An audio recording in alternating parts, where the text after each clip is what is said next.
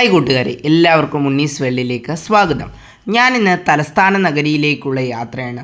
പൃഥ്വി 2025 കോൺക്ലേവിൽ പങ്കെടുക്കാൻ ആലപ്പുഴ ജില്ലയിലെ ഞങ്ങൾ 3 ബ്ലോക്കുകൾ ഒന്നിച്ച് തിരുവനന്തപുരത്തേക്ക് പോവുകയാണ്.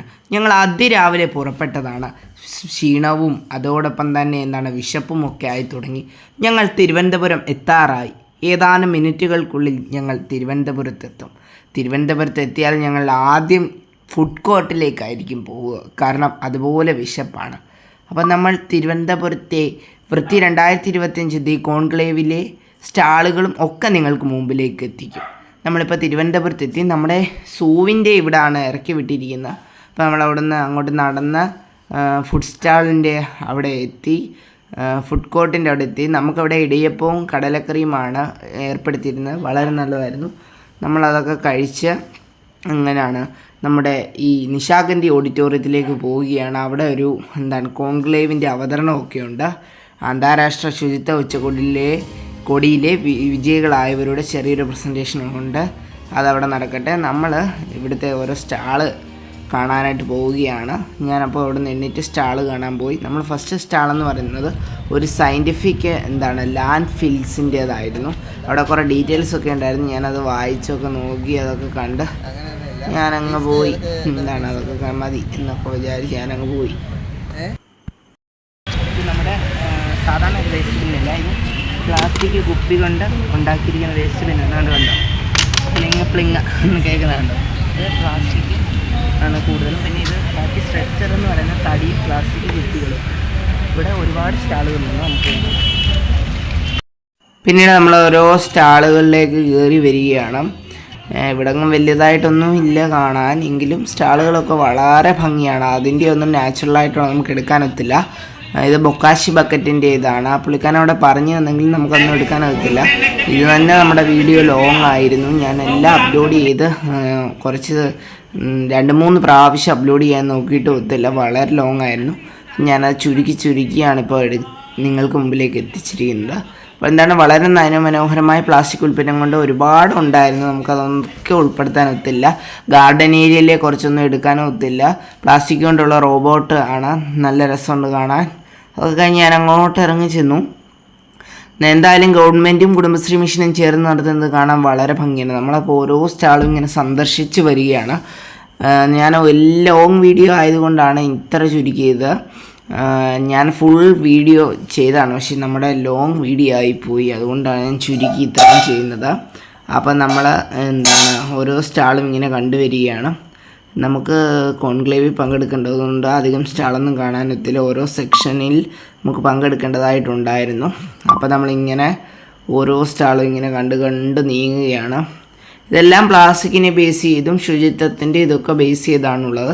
ഈ മോഡലുകളെല്ലാം നിർമ്മിച്ചിരിക്കുന്നത് പ്ലാസ്റ്റിക് കൊണ്ടാണ്.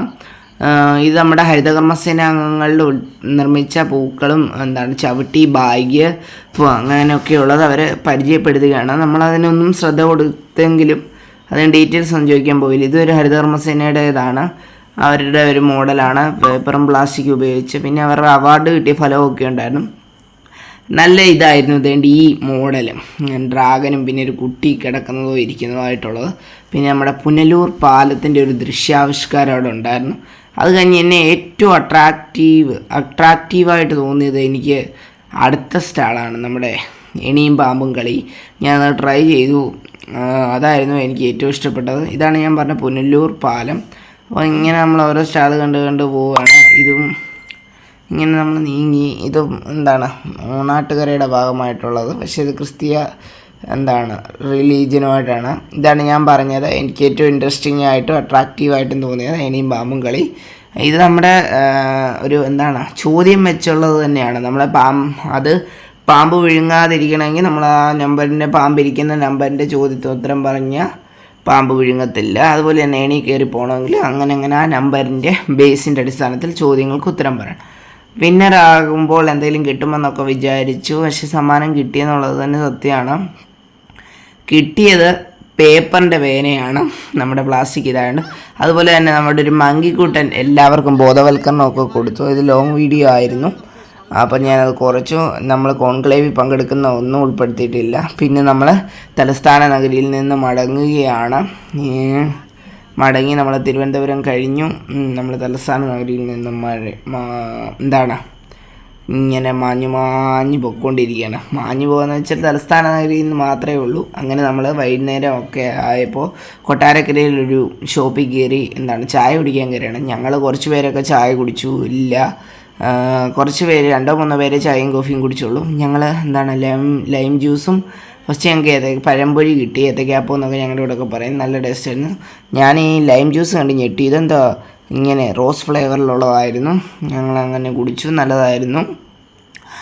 അത് കഴിഞ്ഞ് ഞങ്ങൾ ജിതേന്ദ്ര മാഷ് മക്കളെ ഇനി വല്ലതും വേണമെന്നൊക്കെ ചോദിച്ചു. ഞങ്ങൾ പറഞ്ഞു വേണ്ട, ഇത് ഞങ്ങളുടെ ഡിസ്ട്രിക്ട് RP ആണ്, സീനിയറായിട്ടുള്ള RP ആണ്, അത് സംസ്ഥാനത്ത് തന്നെ സീനിയർ RP ആണ്. അത് കഴിഞ്ഞ് ഞങ്ങൾക്കൊരു പപ്സോട് മേടിച്ചു തന്നു. അപ്പുറത്തിരിക്കും ഞങ്ങളുടെ ഡിസ്ട്രിക്ട് RP ആയ ലേഖനകുമാരി എൻ്റെ മകനാണ്.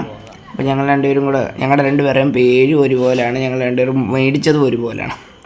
അപ്പോൾ ഞങ്ങളിങ്ങനെ കഴിച്ച് കഴിഞ്ഞ് ഞങ്ങളിങ്ങനെ അങ്ങോട്ട് എല്ലാവരെയും കൂടെ ഇന്ന് വീഡിയോ ഉൾപ്പെടുത്താമെന്ന് വെച്ചു. അങ്ങനെ നമ്മുടെ വൃത്തി കോൺക്ലേവിൽ പോയി ചുരുക്കി അവതരിപ്പിച്ച വീഡിയോ ഇതാണ്. ഞങ്ങളുടെ ലേഖനകുമാരി എൻ്റെ ഡിസ്ട്രിക്ട് RP. അപ്പോൾ നമ്മൾ ചുരുക്കി ഈ വീഡിയോയിൽ ഉൾപ്പെടുത്തി. ഈ വീഡിയോ ഇഷ്ടപ്പെട്ട ലൈക്ക് ചെയ്യൂ, കമൻറ്റ് ചെയ്യൂ, ഷെയർ ചെയ്യൂ, ആൻഡ് സബ്സ്ക്രൈബ് ചെയ്യൂ. അപ്പോൾ നിങ്ങൾ വൃത്തി കോൺക്ലേവിലൊക്കെ ഒന്ന് പങ്കെടുക്കാൻ ശ്രമിക്കുക. Thank you all.